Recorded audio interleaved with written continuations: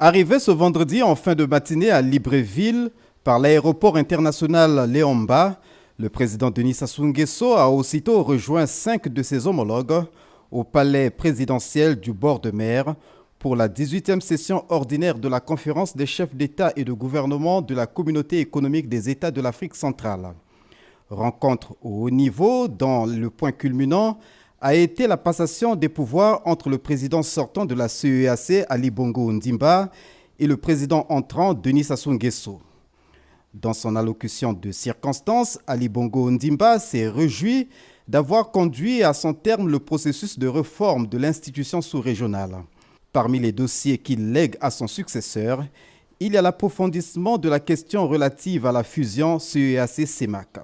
Au moment où je passe la charge de la présidence en exercice de notre communauté à mon frère, le président Denis Sassou Nguesso, président de la République du Congo, j'aimerais toutefois rappeler l'importance que nous accordons à la question de la rationalisation de nos communautés économiques régionales.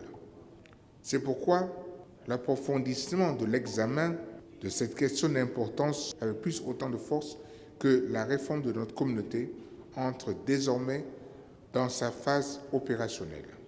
De son côté, le président en exercice entrant a indiqué qu'avec l'entrée en vigueur du traité révisé de la CEEAC, l'ensemble sous-régional est à un tournant décisif de son histoire. Après avoir félicité son prédécesseur pour le travail abattu, Denis Sassou Nguesso a esquissé les grandes lignes de son action. Au cours de mon mandat, je demeurerai particulièrement attentif au renforcement de la coopération politique entre nos États, à la promotion de la paix et la gouvernance sécuritaire en Afrique centrale, conformément à l'architecture paix et sécurité de l'Union africaine.